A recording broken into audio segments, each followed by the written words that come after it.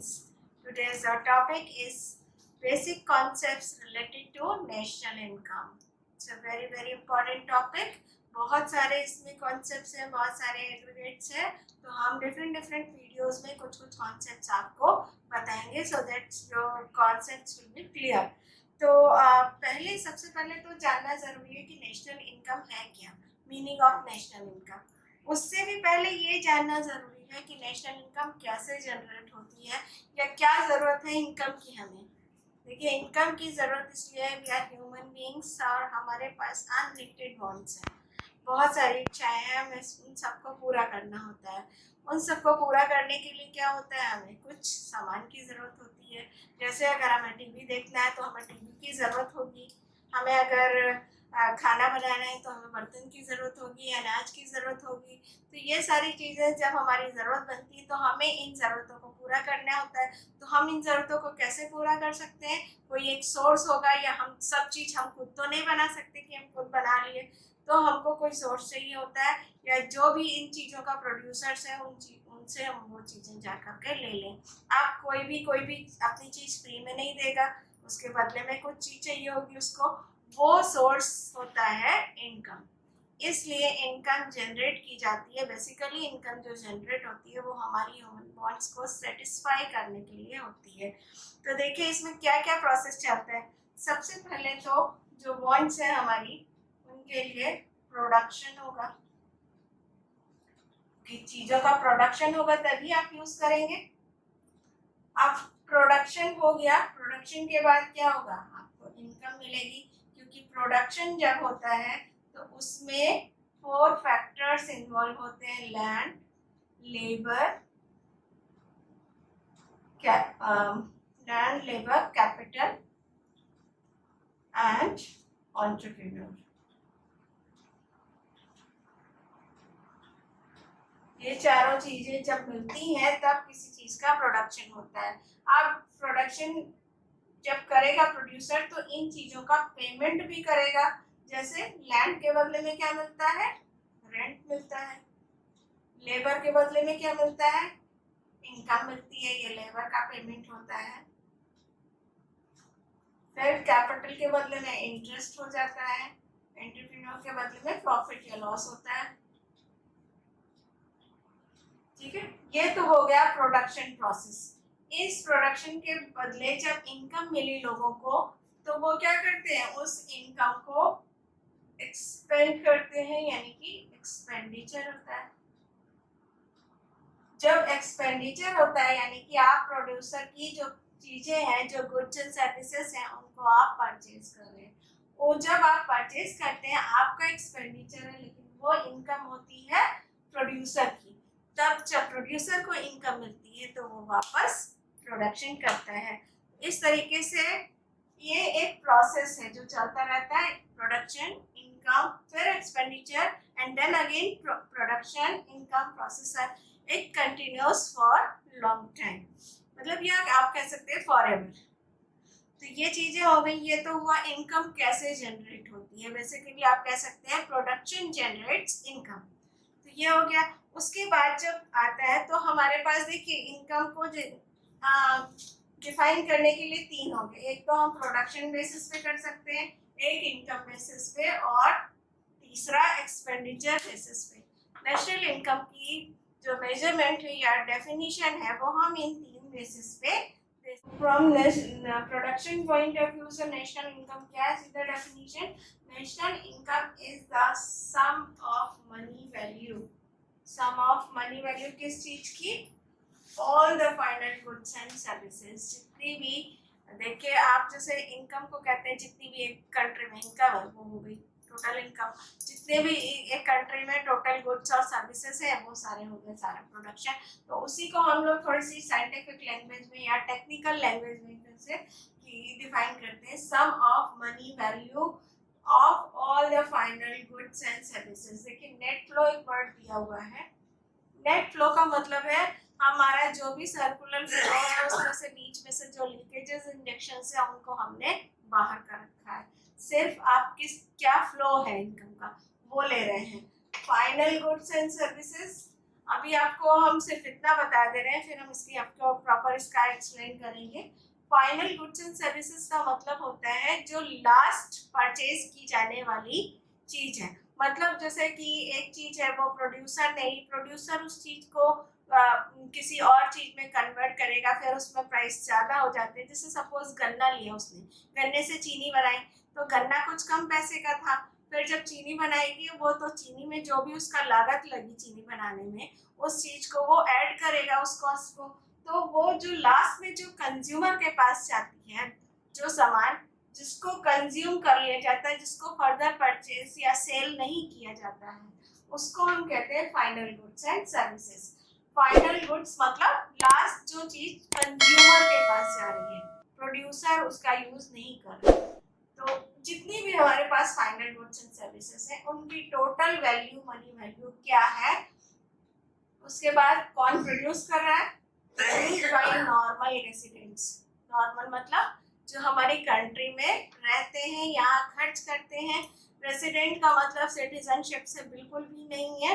हम लोग का मीनिंग यानी कि पॉलिटिकल साइंस और इकोनॉमिक्स में डिफरेंट मीनिंग होता है दोनों चीज का। नॉर्मल रेसिडेंट्स जो भी यहाँ रह रहा है, यही उसके एक्सपेंडिचर्स हो रहे हैं, यही वो इनकम जनरेट कर रहा है, तो वो हमारी कंट्री का नॉर्मल रेसिडेंट्स होता है।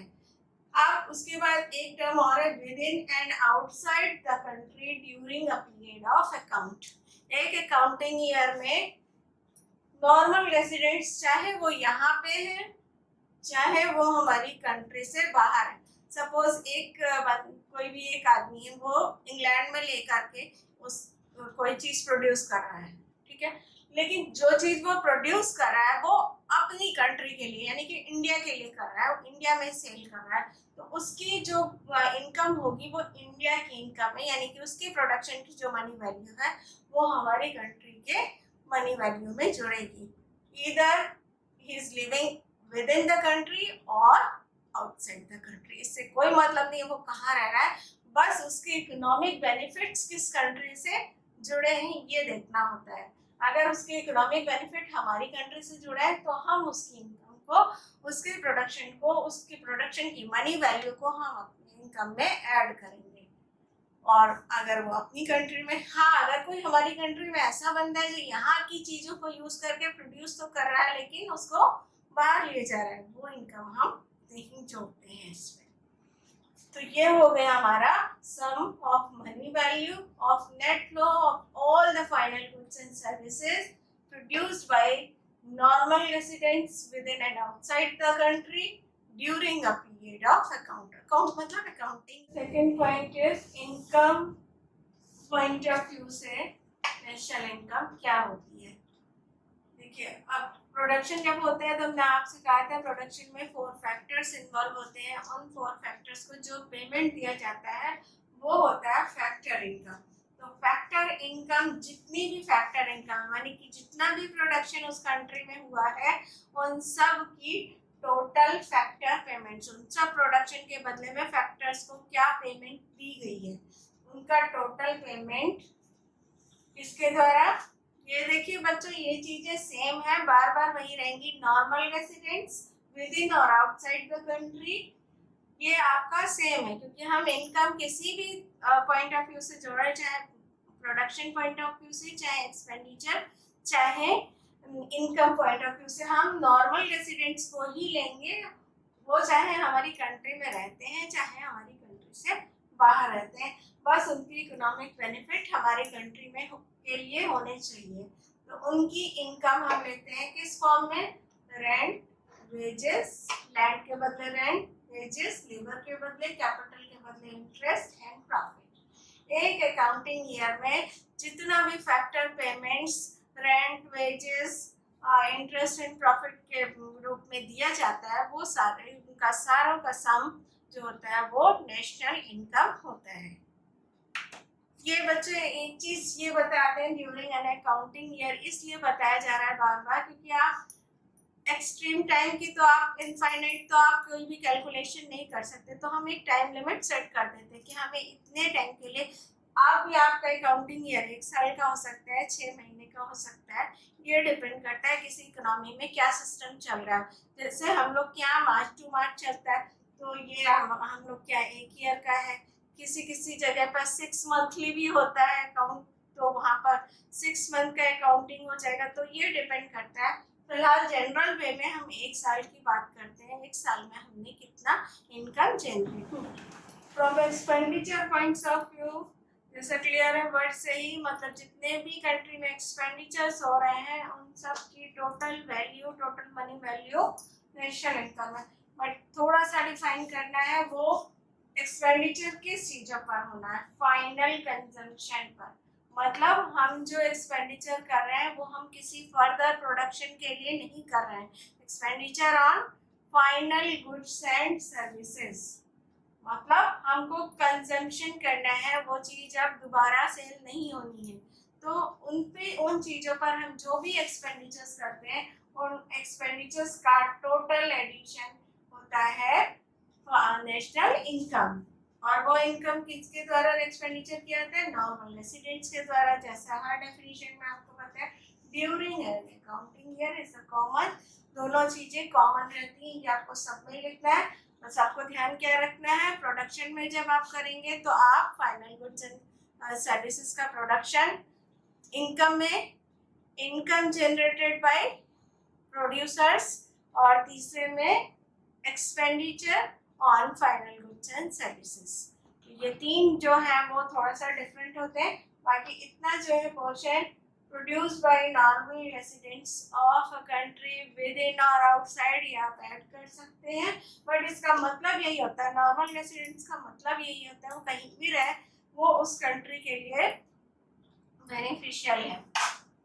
अकाउंटिंग ईयर भी सेम है, क्योंकि हम नेशनल इनकम एक अकाउंटिंग ईयर की ही कैलकुलेट। पहला कॉन्सेप्ट से जो नेशनल इनकम से रिलेटेड है, आपने बार बार आया भी है तीनों ही डेफिनेशन में, final goods and intermediate goods. बच्चों ने फाइनल गुड्स तो लिया है। फाइनल गुड्स अगर कोई भी सामान है, या तो वो फाइनल होगा या इंटरमीडिएट होगा। तो फाइनल हमने आपको बताया यूज्ड बाय कंज्यूमर्स, मतलब उसका कोई no further change in utility मतलब जैसे कोई एक लकड़ी है, उस लकड़ी को अगर हम यूज करते हैं तो वो फाइनल गुड है। बट अगर वही लकड़ी हम फर्नीचर के लिए ले रहे हैं और प्रोड्यूसर उससे फर्नीचर पहले उसने लकड़ी खरीदी, तो लकड़ी खरीदने के उसने क्यों खरीदी, फर्नीचर बनाने के लिए। तो अगर वो वापस उसकी यूटिलिटी में एडिशन कर रहा है तो वो फाइनल गुड नहीं होगी। अगर हम लकड़ी खरीद रहे हैं और लकड़ी सीधे जला दे रहे हैं, कंज्यूम कर रहे हैं, उसको कोई और नया फॉर्मेशन नहीं दे रहे हैं, तो ही वो फाइनल गुड होती है। अब इंटरमीडिएट क्या होती है, इंटरमीडिएट गुड में देखिए क्या होता है। जैसे हमने आपको वुड का एग्जांपल दिया, ठीक है, उससे डिफरेंट शेप्स बनाए गए, फर्नीचर बना दिया गया, ठीक है। अभी फर्नीचर भी जो बना उसको फर्दर डेकोरेशन के लिए ले लिया गया, उसके बाद वो कंज्यूमर के पास पहुंचा, ठीक है। तो यहाँ पर जैसे हम कहते हैं कि क्यों हम नहीं लेते हैं, देखिए क्या होता है, जब हम लकड़ी की कीमत, मान लीजिए उसने 1000 रुपीज की लकड़ी ली, फर्नीचर बनाने में उसको कुछ लागत लगी होगी, कुछ इक्विपमेंट्स खरीदे होंगे, कुछ उसने लोगों को हायर किया होगा जो उसको शेप देंगे, अलग कोई काटेगा, कोई उसको घिसेगा, कोई उसको शेप देगा। एक चीज सपोज कुर्सी बन रही है तो उसको उस चीज को बनाने के लिए कुछ चीजों की जरूरत पड़ती है, तो उन चीजों पे उसको कुछ लागत लगेगी। जैसे सपोज कुछ नहीं तो उसने कारपेंटर ही हायर किया, तो कारपेंटर को उसका पेमेंट देना पड़ेगा। तो इसका मतलब उसने जो बीच में एक्सपेंडिचर किया, 500 का किया या जो भी किया उसने, तो यहाँ पर फर्नीचर की कीमत बढ़ करके 1500 रुपए हो गई। अब उस फर्नीचर को डेकोरेशन, मान लीजिए सोफा है तो उसमें फोम लगेगा, कपड़ा लगेगा, इस तरीके से डेकोरेट किया तो उसकी कीमत हो गई 2000, क्योंकि उसमें भी लागत लगी। बिना किसी चीज को खरीदे तो हम उस चीज को डेकोरेट नहीं कर सकते, कपड़ा खरीदना पड़ेगा, प्रोड्यूसर को फोम खरीदना पड़ेगा, उसके लिए जो डेकोरेट करेगा उस आदमी को लेना पड़ेगा उसको, तो वो चीजों की जो लागत है उसने यहाँ पर इसकी वैल्यू और बढ़ा दी। उसके बाद वो कुछ अपना सिर्फ उसकी लागत हो गई। लागत के साथ एंटरप्रेन्योर क्या करता है, उसमें अपना प्रॉफिट भी लेता है, क्योंकि उसको भी तो कुछ चाहिए इनकम, तो उसने अपना प्रॉफिट भी जोड़ा। तो ये आप कीमत होगी उसकी 2,500 रुपये। तो अगर हम इसको भी लेंगे 1,000 प्लस 15,000 प्लस 2,000 प्लस 25,000 सॉरी 100, तो अगर हम इन चीजों को ऐड करेंगे तो देखिए यहाँ पर फर्नीचर में लकड़ी की कीमत भी जुड़ी हुई है, सिर्फ एडिशन हुआ है 500 रुपए का। जब डेकोरेशन पे आया तो उसमें फर्नीचर की कॉस्ट पहले से जुड़ी है, सिर्फ यहाँ पर एडिशन हुआ है। जब वो प्रॉफिट लिया उसने, उसमें पहले की कॉस्ट जुड़ी हुई है, उसने सिर्फ अपना प्रॉफिट ऐड किया है। तो अगर हम इन चीजों को लेंगे तो यहाँ पे डबल काउंटिंग हो जाएगी। एक वर्ड इकोनॉमिक्स में आता है, याद रखिएगा, डबल काउंटिंग क्या होती है। तो डबल काउंटिंग यही होती है, पहले हमने लकड़ी को भी ले लिया, फिर इसको भी जोड़ लिया। तो अगर हम सपोज इन्हीं दोनों चीजों तक रहते हैं तो हमने यहाँ पर 2500 ले लिया।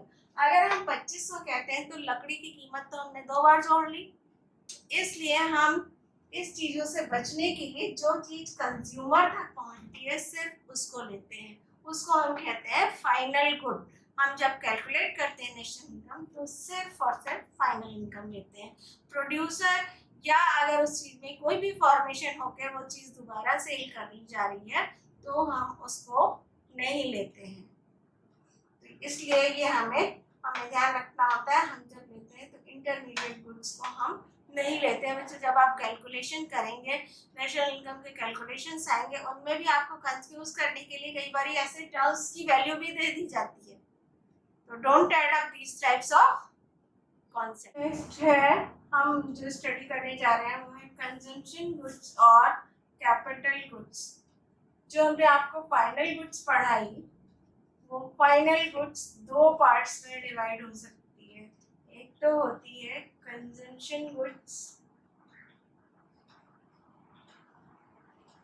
और सेकेंड इज कैपिटल गुड्स।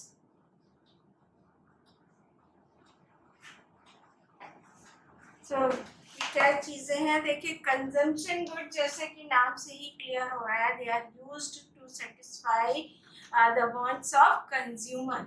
मैंने कंज्यूमर किसको कहते हैं, जो उस चीज में जो भी वो परचेज कर रहा है उसके फॉर्मेशन में कोई चेंज नहीं करता है, वो उसको एज इट इज यूज करता है, कोई चेंज करके उसको फर्दर सेल के लिए नहीं लेता है। तो वो चीज होती है कंज्यूमर गुड्स।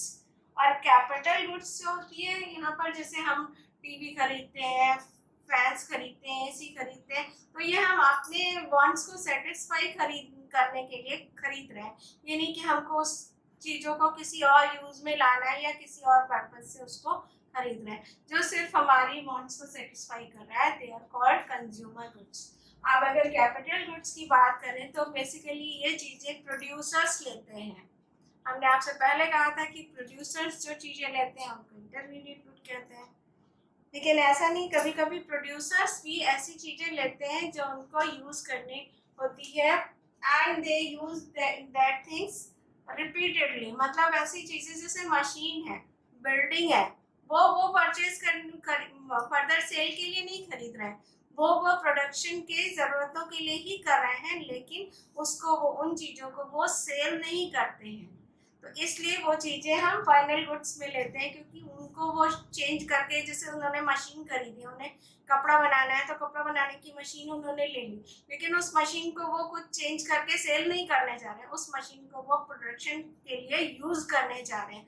वो मतलब प्रोड्यूसर का पर्सनल यूज़ है उसके लिए, वो उन चीज़ों की कीमत बढ़ा करके या चेंज करके उनको वो सेल नहीं कर रहा है। तो वो चीज़ें होती हैं कैपिटल गुड्स, जो वो रिपीटेडली प्रोडक्शन के लिए यूज करता है, नॉट फॉर सेल। तो ये याद रखिएगा, ये दोनों ही चीजें फाइनल गुड्स होती हैं। ये कंज्यूमर्स यूज करते हैं, ये प्रोड्यूसर्स यूज करते हैं। लाइक बिल्डिंग, मशीन्स, या फिर आपके ये एंटरप्रेन्योर भी परमानेंट होता है, वो चेंज नहीं होता, प्रॉफिट लॉस हर समय उसी का होता है। बाकी लेबर चेंज हो सकता है, कैपिटल अमाउंट भी चेंज हो सकता है, लेकिन लैंड है, बिल्डिंग है, ये सब चीज़ें चेंज नहीं होती हैं। थर्ड पॉइंट इज, या third concept is normal residents. Normal residents वो पर्सन होता है जिसके इकोनॉमिक इंटरेस्ट और जो उसकी ऑर्डिनरी मतलब लिविंग है वो उसी कंट्री में होती है। जनरली हम कहते हैं 1 साल से ऊपर अगर कोई आदमी यहाँ पे रह रहा है, कोई व्यक्ति कोई पर्सन यहाँ पर रह रहा है इस कंट्री में और उसके इकोनॉमिक इंटरेस्ट भी उसी कंट्री को बिलोंग करते हैं, तो वो उस कंट्री का नॉर्मल रेसिडेंट होता है।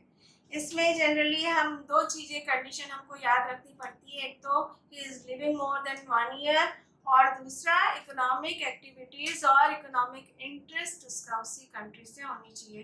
तो अगर ये दोनों पॉइंट्स हैं तो वो पर्सन उस कंट्री का नॉर्मल रेसिडेंस होता है। अब इसमें कुछ इम्प्लीकेशंस है। इम्प्लीकेशंस मतलब किस तरह के लोगों पर वो नॉर्मल रेसिडेंट्स होते हैं या किस तरीके के लोग नहीं होते हैं। तो इसमें फर्स्ट जो है वो नॉर्मल रेसिडेंट, जो फर्स्ट इम्प्लीकेशन होता है, इट कवर्स बोथ इंडिविजुअल्स और इंस्टीट्यूशंस। मतलब यहाँ पर हमारा इंस्टीट्यूशन इसलिए ले रहे हैं क्योंकि इंस्टीट्यूशन भी कभी कभी ऐसे कुछ इंस्टीट्यूशन होते हैं जैसे हॉस्पिटल्स है, एजुकेशनल इंस्टीट्यूशंस होते हैं, तो वो भी काम करते हैं इकोनॉमिक बेनिफिट के लिए। तो अगर हो सकता है वहाँ पे जो काम कर रहे हो वो लोग दूसरे हो, उस कंट्री के हो, लेकिन अगर हमारा एंटरप्रेन्योर जो कर रहा है, जो इंस्टीट्यूशन वहाँ पे स्थापित कर रहा है, एस्टैब्लिश कर रहा है, वो हमारी कंट्री का है, तो हम उस इंस्टीट्यूशन और इंडिविजुअल्स को अपनी मतलब नॉर्मल रेसिडेंट्स मानेंगे। दूसरी कंडीशन है कि normal residents include both citizens and non citizens. देखिए यहाँ पे हमने आपको डेफिनेशन में भी बताया था कि सिटीजनशिप से यहाँ पे कोई मतलब नहीं है। मतलब हमारा किससे है, सिर्फ इकोनॉमिक इंटरेस्ट से। कोई फॉरेनर यहाँ पे रह रहा है, अगर वो 2-3-4 ईयर्स से रह रहा है यहाँ पर और यहाँ पर वो कोई काम कर रहा है, यहीं पर वो खर्च कर रहा है, एक्सपेंडिचर कर रहा है, यहीं पर से प्रोडक्शन का काम कर रहा है, तो सारा चीज़ें जब उसकी सारी इकोनॉमिक एक्टिविटीज़ इसी कंट्री में हो रही है तो अब वो इस कंट्री का नॉर्मल रेसिडेंट्स कहा जाएगा। तो यहाँ पर सिटीजन और सिटीजनशिप नहीं होने से कोई मतलब नहीं है, बस मतलब इससे है कि that person should be belonged to that country for economic interest. Next is international bodies. International bodies हम नॉर्मल रेसिडेंट्स में नहीं इंक्लूड करते हैं क्योंकि उस पर कमांड हमारी कंट्री का नहीं होता है, और अगर कमांड है भी तो वो क्योंकि वर्ल्ड से रिलेटेड होती हैं, उन पर मतलब कई कंट्रीज का होता है। तो इंटरनेशनल बॉडीज जैसे वर्ल्ड बैंक है, वर्ल्ड हेल्थ ऑर्गेनाइजेशन है, तो इन सब चीज़ों को हम नहीं लेते हैं। हाँ, वहाँ पर कोई आदमी काम कर रहा है और वो पर्सनली काम कर रहा है, पर्सनल इनकम वो हमारी कंट्री में सेल कर रहा है, तो हम उस पर्टिकुलर उस इंडिविजुअल की इनकम को अपनी कंट्री में या उस पर्टिकुलर इंडिविजुअल को नॉर्मल रेसिडेंट मान लेते हैं, but that institution will not be called normal residents. तो ये हो गया। Next is local employees working in foreign embassies. ये भी आता है, आपको एक पॉइंट दिया जाता है जब आप कैलकुलेशन में आता है तो डिफरेंट आइटम्स आते हैं। तो अगर कोई यहाँ का पर्सन है और वो फॉरेन कंट्री के एम्बेसीज में काम कर रहा है तो वो भी इंडिया का नॉर्मल रेसिडेंट माना जाएगा।